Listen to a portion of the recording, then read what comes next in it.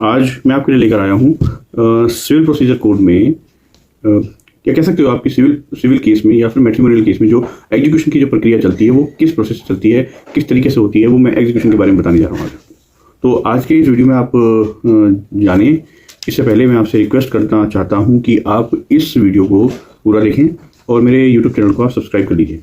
ये जो वीडियो है आपको इसमें जो है मैं बहुत सारी ऐसी जानकारी देने वाला हूँ एग्जीक्यूशन के बारे में जो मैट्रिमोनियल केसेस में और सिविल केसेस में आपको काम आएंगे। तो फ्रेंड्स देखिए, मेरे पास ये बेयर एक्ट है सिविल प्रोसीजर कोड का। तो आज इसके बारे में इसमें जो है एग्जीक्यूशन का मैटर पढ़ेंगे। चलिए आज का वीडियो शुरू करते हैं। Let's start today this video on the execution. Execution जो है फ्रेंड्स पार्ट 2 में जो सेक्शन दिए इसमें एक्चुअली जो सेक्शंस हैं हमारे सीबीसी 2 भागों में बटा हुआ है। ऑर्डर्स ऑफ सेक्शंस, तो जो सेक्शंस हैं धाराएं हैं उनके अकॉर्डिंग जो एग्जीक्यूशन है सेक्शन 36 से शुरू होकर को 74 यानी 74 सेक्शन नंबर 74 तक आपको दिख जाएगा।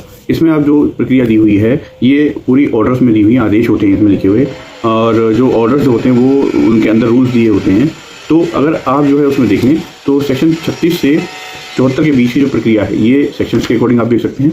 और अगर हम ऑर्डर्स यानी आदेश की बात करें तो ये ऑर्डर्स में जो ऑर्डर है ऑर्डर नंबर 21, ये execution of decree and orders इसके बारे में कहता है। इसमें जो रूल्स हैं वो 106 रूल हैं। तो 106 रूल्स को आप देखेंगे, इनमें डिफरेंट कैटेगरीज हैं। इन डिफरेंट कैटेगरीज में एग्जीक्यूट करते हैं जो भी जजमेंट आते हैं किसी सिविल केस में या मैट्रिमोनियल केस में। मान लीजिए मैं एक सिंपल सा उदाहरण लेके आपको बताता हूँ।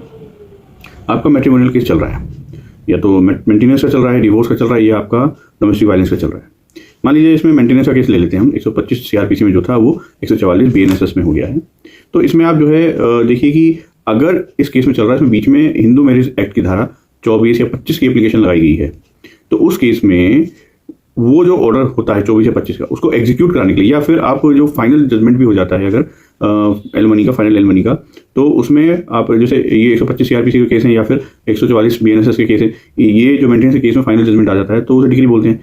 तो उस केस में हमें ऐसे तो है नहीं कि अपना पैसा आ जाएगा, आपने और आपको ऑर्डर आपके फेवर में कर दिया, जज साहब ने आपको जिता दिया, लेकिन वो जो ऑर्डर है आपको एग्जीक्यूट कराना पड़ेगा यानी उसको लागू करवाना पड़ेगा। तो उसके लिए एक छोटी पिटीशन डलती है, उसे कहते हैं एग्जीक्यूशन पिटीशन।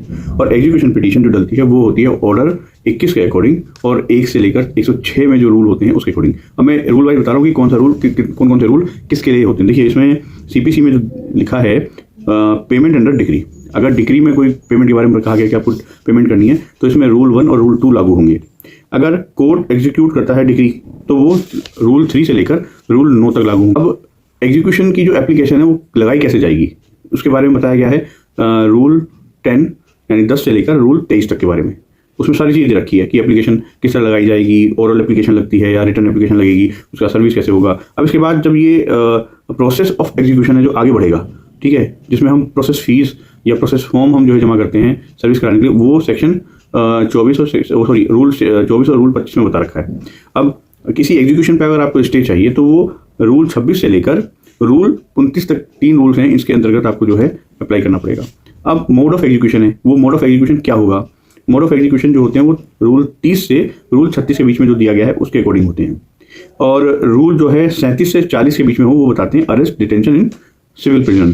तो इसमें भी जो है अरेस्ट और डिटेंशन होता है, लेकिन वो as per the rule of CPC order 21 37 से 40 के रूल के बीच में जो है उसके अकॉर्डिंग होता है।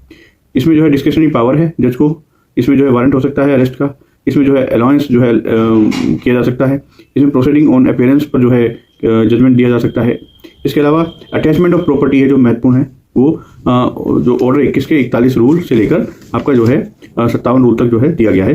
तो डिटेल में किसी दूसरे वीडियो में बताऊंगा मैं सेपरेटली, बट मैं अभी आपको एक ओवरव्यू दे रहा हूँ इस वीडियो में कि ऐसे इस रूल के अंतर्गत आप जो है इसमें लगा सकते हैं। तो जब अटैचमेंट के बाद हम जो है देखेंगे कि कोई adjudication of claim and objection. अगर मान लीजिए कि कोई क्लेम करना है कि दूसरी पार्टी को, आपका जो है आपके फेवर में ऑर्डर किया, दूसरी पार्टी उस पार्टी जिसके फेवर में ऑर्डर किया उसने एग्जीक्यूट कराने के लिए एग्जीक्यूशन पिटीशन लगा दी।